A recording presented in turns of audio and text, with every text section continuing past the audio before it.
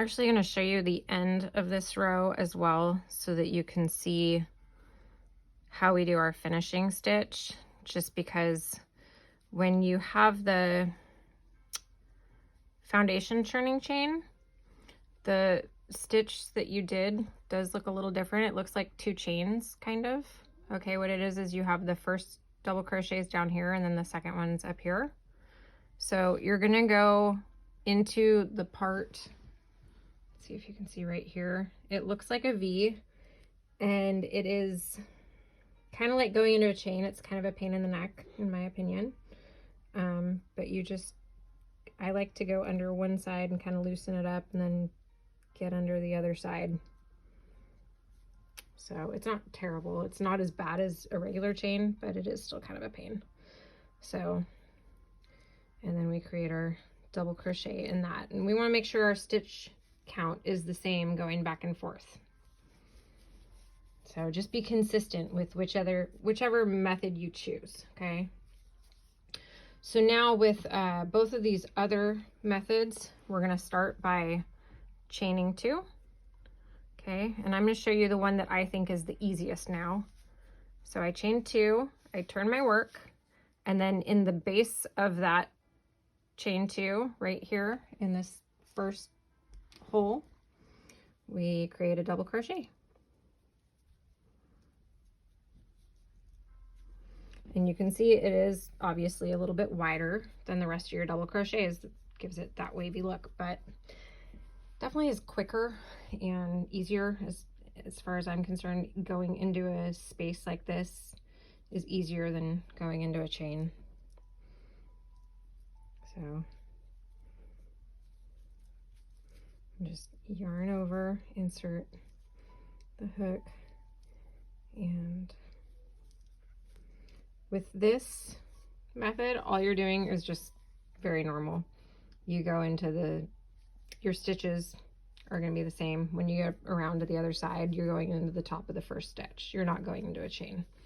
So I don't really need to show you the end of this one. So I'm just going to unwork this and show you that third option, which the third option is we chain 2, turn our work, and that actually counts as our first double crochet, and it's obviously quite thinner, but so we skip this first stitch space, this first V, because it goes with that chain. That counts as a double crochet.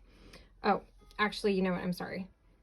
With this one, instead of chaining 2, we're going to chain 3, because what happens is 2 count for the height, and then 1 counts for the top part of the stitch.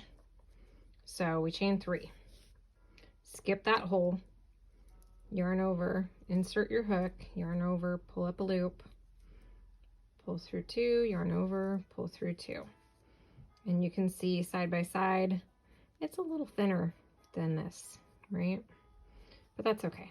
It works in some applications, it works well. And then when you get to the end, I'm just going to turn my work right here as if I'm turning it around so I can show you guys real quick. Okay, so in this one, I would skip again this first one because this chain 3 is my first double crochet. Yarn over, insert my hook, and create a double crochet. Now this is the part I personally do not like. Kind of annoys me. I have to get into this little tiny chain here. And to me, the easiest way to do that is to go under the back bump from top towards me and then flip it over so that the V's on top, because we want our stitch to go over the top of this V. Okay, which of course I forgot to yarn over first.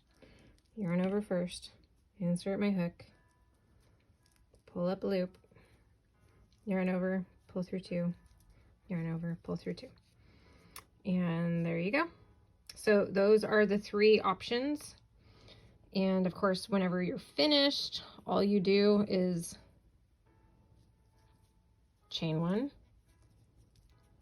cut your work, and then pull the end through, and then that'll finish it off for you. And then you weave your end in using your yarn needle.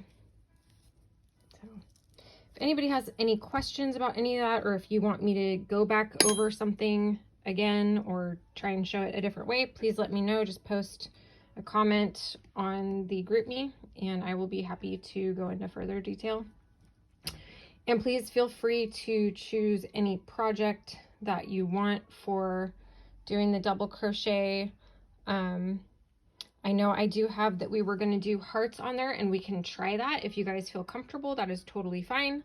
That incorporates the single, the half double, and the double crochet stitch working in the round, which might be a little tough for some of you guys for, I think, the progress we've made right now. And it might be better to push it off to another class.